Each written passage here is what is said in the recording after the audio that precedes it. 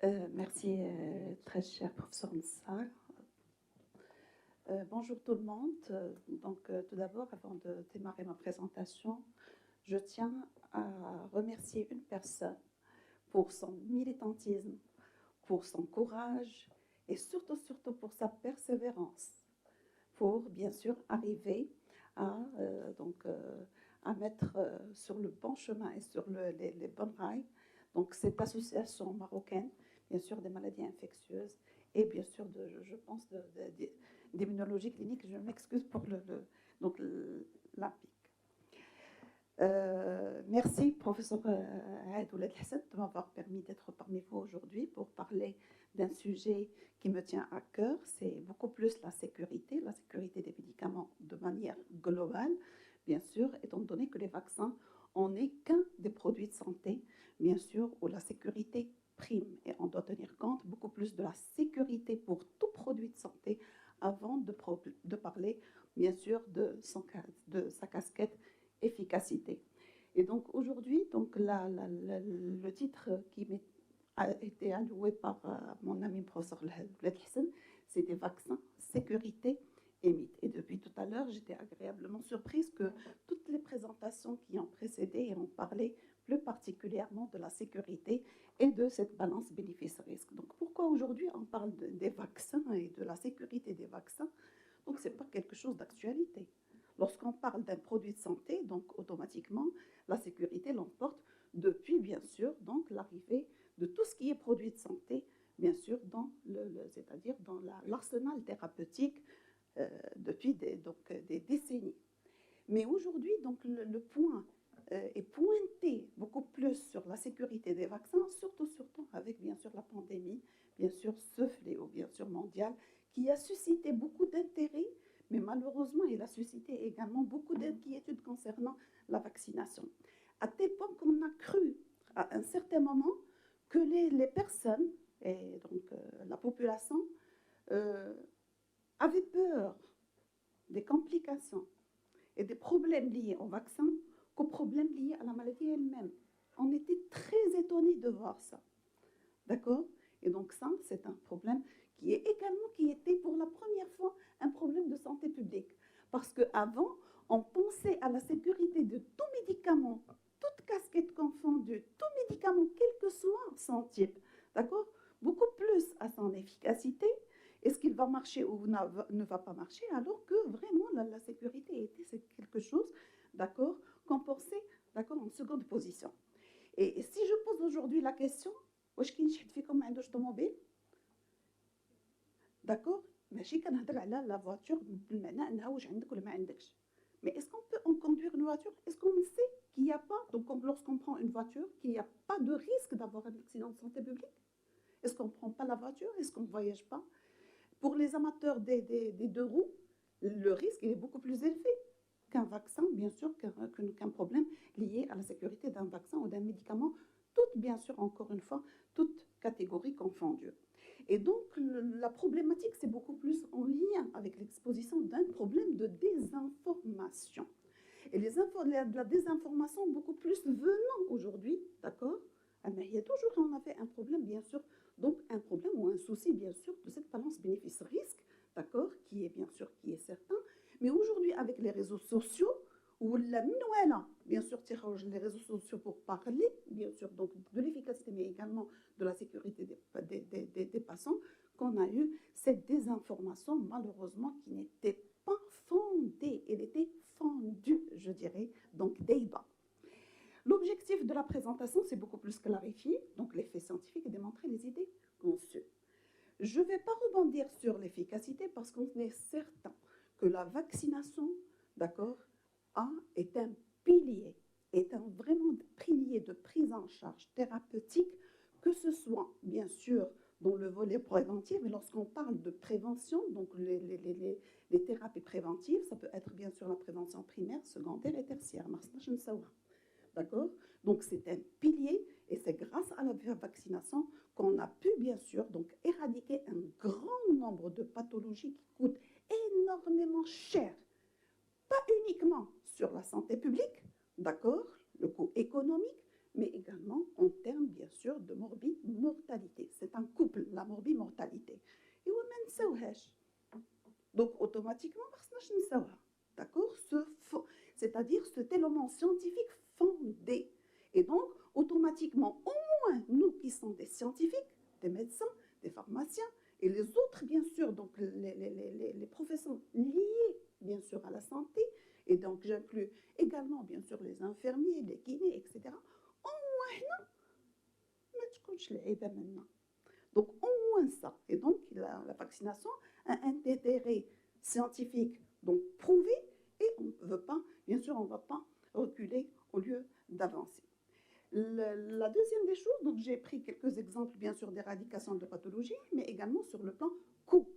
Et lorsqu'on parle coût, parce que la vaccination, le principe également, à part la vaccination et la protection, c'est également question, bien sûr, encore une fois, bien sûr, de coût économique et coût, bien sûr, de la santé. Et regardez, j'ai pris quelques exemples de coûts, bien sûr, donc de coûts investis pour un intérêt de santé publique, encore une fois, et j'ai pris, pas par hasard, d'accord, j'ai pris les accidents de la voie publique pour vous montrer combien on paye, d'accord, pour avoir une sécurité, bien sûr, une sécurité sanitaire liée à, bien sûr, à la mise de la ceinture de sécurité au moment de la conduite. Et voilà quand elle dit. Et au final, les effets indésirables et bien sûr donc les problématiques liées à la sécurité des vaccins. Donc c'est un problème de mindset avant tout. Et la deuxième des choses, regardez les coûts directs et les coûts indirects. Ici, c'est des coûts, bien sûr, donc évités. Et donc, du coup, la vaccination a un apport important, aussi bien sur les pathologies, et bien sûr, donc, c'est-à-dire le côté scientifique et médical, que sur le côté, bien sûr, coût. Et lorsqu'on parle des coûts, il y a des coûts directs, c'est-à-dire monétaires, mais également il y a des coûts indirects qui sont aussi importants. Et j'attire votre attention que, par exemple, pour les immunodéprimés, si on revient bien sûr à la question d'aujourd'hui, les immunodéprimés ou carrément le sujet âgé, par exemple, si on prend le vaccin, bien sûr, de la grippe, j'ai pris le coût de la maladie, bien sûr, le coût lié à l'absentéisme, le coût également lié, bien sûr, donc à l'hospitalisation, etc. Donc, c'est vraiment de l'économie très importante et il ne faut pas oublier ça, bien sûr. Donc, à côté, donc le côté, bien sûr, le côté gauche, donc on reprend des choses que vous, bien sûr, que vous connaissez déjà. Donc, l'intérêt, d'accord, l'intérêt et l'impact, bien sûr, de la vaccination en termes d'efficacité, bien sûr, c'est-à-dire d'impact médico, bien sûr, social. La sécurité, je rebondis sur une chose. Si je reviens à la sécurité pour vous rassurer, et je suis sûre que vous êtes rassurés, je suis certaine que si vous êtes aujourd'hui là, vous êtes rassurés, parce que n'importe quel médicament et les vaccins, ils sont compris dans les médicaments. Tout produit de santé, il y a tout un processus de R&D qui est aussi lourd et contraignant pour l'industrie pharma pour mettre en place avant, bien sûr, l'autorisation de mise sur le marché, avoir l'autorisation de mise sur le marché. On en a entendu lors de la Covid-19, on a entendu, mais c'était les médicaments qui étaient cocotte minute, elle était arrivée, donc après 3 mois, après 6 mois. Et on dit là pour la vaccination, c'est autre chose. C'est un processus qui est lent. La mise en évidence du processus de l'ARN, je ne vais pas rentrer dans les détails pour celui qui était là au Maroc, pour le Sinopharm, qui est bien sûr un vaccin archaïque. Et lorsque je parle d'archaïque, je pèse pas bien mes mots, c'est-à-dire la manière avec laquelle elle est fabriquée, elle est archaïque. C'est pour cela qu'elle est rapide. Donc, inactivé. D'accord? Mais pour les médicaments qui étaient entre guillemets innovants, c'est-à-dire qui ont pris des méthodologies plus rassurantes, plus avancées pour augmenter une simulation beaucoup plus intense, d'accord, et stable de l'immunité, c'était les vaccins ARN, c'est le processus qui a pris 16 ans, d'accord, 16 ans. Et donc, il était accéléré avec des fonds cette fois-ci, parce que même sur le plan, bien sûr, argent, financement, d'accord, on a eu des financements, lorsque je parle de, on a eu des financements, c'est-à-dire que les institutionnels, mais également les industriels, ont reçu des financements étatiques, des fonds, bien sûr, donc des fonds monétaires, qui ont permis d'acquérir accélérer les processus de mise en place et bien sûr des recherches et développement dans les phases, donc vraiment les phases terminales, parce que le procédé de fabrication est déjà là. Et donc, juste on lance avec bien sûr la possibilité pour les vaccins, c'est l'in vitro. L'in vitro l'emporte sur bien sûr la clinique. Et malgré cela, bien sûr, il y avait la partie clinique qui était préservée. Et j'attire votre attention que le fait que le Maroc était donc parmi les premiers pays qui ont introduit la vaccination, par exemple, de la Covid-19, juste pour عرفتي والله قسم السنوبي خصنا نقولوا un grand merci. Un grand merci سيدنا هذا هو الأول en plus favor. Bien sûr bien sûr les autorités sanitaires compétentes et tout bien sûr donc le staff qui a accompagné la mise en place et les personnes qui étaient derrière la mise en place et bien sûr pour booster d'accord l'élargissement de cette couverture. C'est vraiment, on a beaucoup de chance bien sûr d'avoir bien sûr accès gratuitement bien sûr et de manière très rapide et renforcée avec bien sûr tous c'est-à-dire tous les bâtons qui étaient dans les roues avec tout ça. Et le rôle des autorités sanitaires, donc pour l'évaluation, c'était en première lieu, c'est l'évaluation de la sécurité. Et juste pour vous dire que bien sûr, le Centre national de pharmacovigilance, qui est très actif, il était très actif, main dans la main avec bien sûr les autorités sanitaires, avec le ministère, qui est d'ailleurs un département et une direction du ministère de la Santé publique. Et bien sûr, هنا فاقوا تخطروا بزاف الفلوس pour la sécurité du patient. منهم يقظة اللقاح اللي on était parmi les premiers pays qui ont mis en place d'accord, une digitalisation d'accord, pour récupérer et pour surveiller et pour accompagner la sécurité le vaccin, d'accord, le vaccin de la Covid-19, il y a certainement, bien sûr, d'accord, des plateformes pour, bien sûr, faire rentrer tous les événements indésirables. Juste pour vous dire, le milieu de sécurité, on parle d'événements indésirables. Parce que effet indésirable, ça veut dire qu'il y a un lien de causalité, mais événement indésirable, je me fais vacciner, j'ai mal à la tête, probablement que c'est le vaccin. Donc vraiment, on a élargi bien sûr donc l'évaluation de la sécurité avec bien sûr une surveillance bien sûr continue et des alertes sanitaires. Donc toujours la balance bénéfice-risque, elle est là pour voir bien sûr l'intérêt thérapeutique par rapport bien sûr à la sécurité ou bien sûr au risque. Je dirais au risque, mais c'est un risque, j'attire votre attention, parce que c'est un risque acceptable lorsqu'il s'agit d'un problème de santé publique mondial, un problème de santé publique bien sûr large. Et donc si on dit que les effets indésirables fréquents, fréquents, les effets indésirables fréquents de la vaccination, tout vaccin confondu, est de 0, avec une moyenne de 0,01%, alors il est fréquent, hein, pour vous dire. Fréquent, c'est 0,01%. Et donc, le risque, c'est un risque acceptable, avec bien sûr donc, le risque attendu à une pathologie, bien sûr, qui se répand plus vite, avec bien sûr donc, de manière, avec des risques, bien sûr, de morbimortalité. Les mythes, j'attire votre attention également sur une chose, que c'est pas avec la vaccination de la Covid-19 qu'on a eu ces problèmes-là. Et ce n'était pas trop médiatisé et il n'y avait pas trop d'implication des personnes des réseaux sociaux. L'oula, il y a avec bien sûr أستاذ بوصفيحة il est là pour parler de l'autisme مع الإيغوار. مصيبة كحلة سحلة هذيك مصيبة. Vraiment, je dirais مصيبة كحلة سحلة. D'accord? Et à la fin, c'était l'affaire, bien sûr, Wakefield, il y a 2 ans d'errance, car aucun lien entre l'autisme et le vaccin de ROR n'a été montré. يا إما نقولوا راسنا حنايا ولاد l'évidence based médecine أو ما نبقاش نكذبوا على راسنا وما نقولوهاش. اختاروا اللي بغيتوا. D'accord? Mais dans tous les cas, l'évidence based médecine est là, c'est-à-dire que lorsque je veux parler, je dois obligatoirement avoir des preuves scientifiques, des liens de causalité. Or, les liens de causalité n'étaient jamais prouvés qu'il y a bien sûr donc un lien, un fort lien entre l'autisme et la vaccination, bien sûr, ROR. Donc, ce n'est pas quelque chose de récent, c'est bien sûr en amont. Et je n'ai pas pris toutes donc les erreurs et c'est-à-dire tous les problèmes de mythes qui étaient en lien avec certains vaccins, n'en parlant pas de certains médicaments.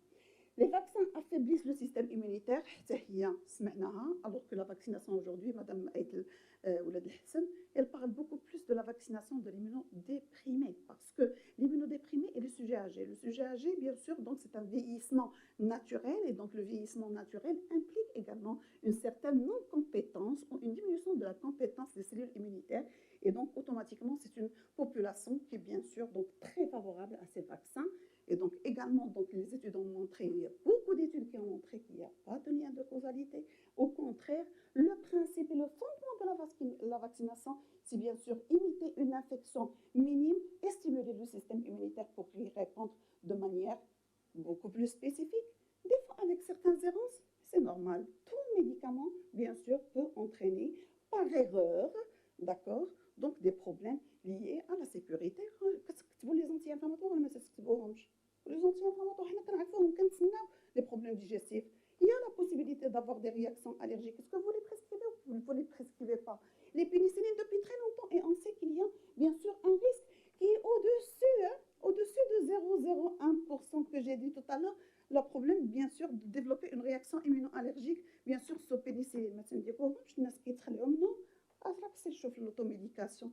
Donc, il faut vraiment donc, être conscient de ça et donc éviter, bien sûr, donc, des informations qui peuvent être inutiles et qui peuvent nuire à nos patients, à nos populations, parce que la vaccination, ce n'est pas uniquement le patient, mais bien sûr, tout bien portant bien peut se faire vacciner. Également, les effets indésirables qui sont graves et sont fréquents.